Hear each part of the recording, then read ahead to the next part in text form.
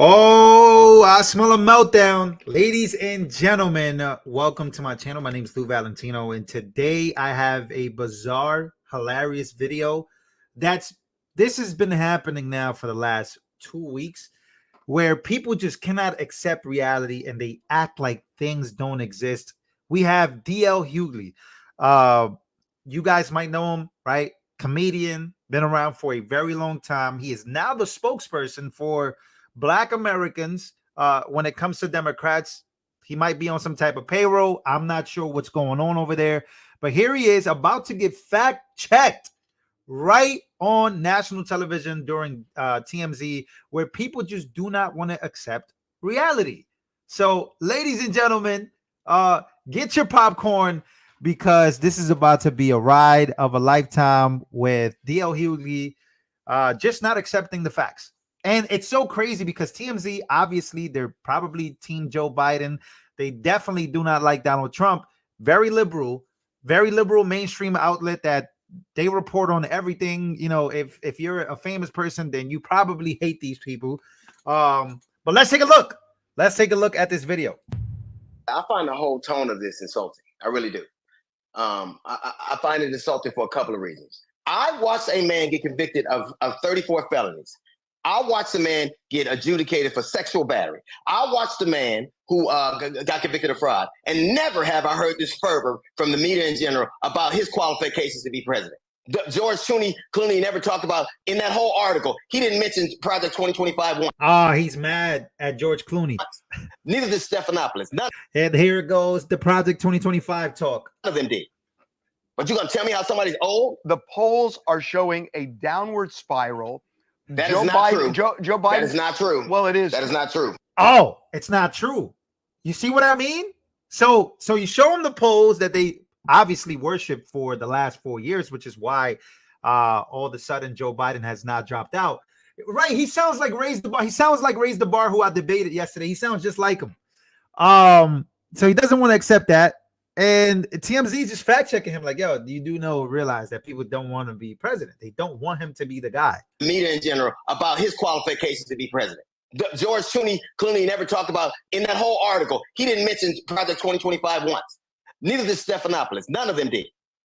But you're going to tell me how somebody's old? The polls are showing a downward spiral. That is not true. Joe Biden. That is not true. Well, it is. That is not true. Every poll, DL, is showing that. But virtually where they were. The polls are virtually where they were. No, they're not. What? That's not. No, they're not. No, they're not. They're just not. And oh, he can't accept reality. Oh, what is happening? And you can look at the CBS poll, look at the CNN poll. He is losing in every battleground state now. Hold aside. So the point I'm making is look at his face. He can't take it. He can't take the truth. People who are saying that Joe Biden's mental acuity is just not there anymore are not supporting Donald Trump, at least in the Democratic Party. Your point is that the mass media tends to be more liberal. They want to defeat Donald Trump, but they don't think Joe Biden can do it. Well, okay, maybe they don't think that, but the conversations that they're having are not really the things that will. If Joe Biden is a nominee, I don't know how you buy this back, but if we were having conversations.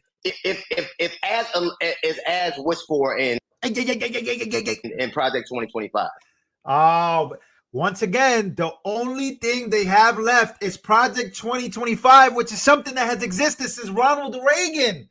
They're trying to use something, a conservative think tank of a whole bunch of people coming together, because these are the policies that they will love to implement in the next administration if a conservative wins. Any conservative, by the way. This is not Trump's thing, but this is the only. He's mentioned Project 2025 twice, 3 times now. The Department of Education is disbanded. Who does that hurt? If the social safety net is gone, who does that hurt? If environmental rollbacks are taken back, who does that hurt? If women lose the right for their bodily autonomy, who does that hurt? So I will respect people's right to have their vantage point. But for me, there's a decided difference between somebody being disappointed with the outcome of election and having a disastrous result from it. So if we're going to have conversations, let's have conversations what is really at stake. The worst that would happen is if Joe Biden couldn't do it, a very competent, capable woman would step in and do it. So how is this a real argument? How's it a real argument? He's having a meltdown. Your point is stick with the incumbent because history shows you have a better chance with the incumbent. And if it doesn't, and if he can't continue, you have a good backup. So what is the worst that can happen? What is the worst that can happen? What Democrats are saying, the worst that can happen is that Joe Biden, the handwriting is on the wall, and he's going to lose the election. Ain't I Democrat? Don't I talk to millions of Democrats all the time? Why is it that George Clooney? Here's the truth of the matter. We have a decidedly different vantage point of what we need for this country. We do. We have a. If you look at the demographic breakdown of the Democratic Party and how they break down and why they vote the way they do, we have a different vantage point. And all of this hand wringing, one of the reasons Democrats have problems because they oftentimes look like feckless cowards. Cowards. Yeah, I understand what we're up against, but we've had worse. But to have these conversations and not one mention the remedy, which you already have, is that a competent vice president who's already leading in the polls would take over. It's a false. Oh my God, he thinks Kamala Harris is going to do better. He thinks Kamala Harris is doing better at the polls. He's confident that, hey, I would love to see Kamala Harris step up. This is crazy. This is Democrats today. D.L. Hughley, very Trump deranged in his ways, is confident in Kamala Harris. What? You never mentioned that, and you never mentioned there are people who are saying in the Democratic Party they want Kamala Harris to be the standard bearer for the party. They got her. They already got her as a standard bearer, not as a vice president, as the actual candidate. As the candidate. Let me tell you something. Why would you right now make a president in this close election a lame duck? It's stupid. Because he would lose to Trump. You know what? He's losing his mind. Here's what I'll say to you. I'm bored with all of this hand wringing. What it is the fight we have. If he stays, then I got to find a way, and people got to find a way to win. If he doesn't, we still got to find a way to win. Stop having this argument with me. I'm not talking about you in general. With the people, if the worst that can happen is that Kamala Harris takes over. The worst that can happen. The worst. You don't have to give him the power of the incumbency and this. And if you're going to have a conversation about how old he is, have a conversation about how old they want to take this country. This is D.L. Hughley. This is like comedian D.L. He is Trump deranged. He is everything. He is delusional. TMZ is literally having a heated argument with him, trying to let him know and educate him on the polls that things are bad, and other Democrats, like, he does not have a good approval rating, but he can't accept reality. And this is hilarious to watch. Paul, thank you so much for your donation. Thank you. Paul says, we are in crazy times, Lou. Keep up the great work. We appreciate all you do. Thank you for your donation. Let's finish this out. Back to never once have I heard this conversation in any substantive matter for anybody. And my people and communities of colors, everything's at stake for us. And to have these how? Why would everything be at stake for us? We have the world to gain. We're good. Stop speaking for me and everybody else, man. Conversations about George Clooney. Yeah, he's not the man he was in Ocean's 11. What are you talking about? I mean, this is crazy to me.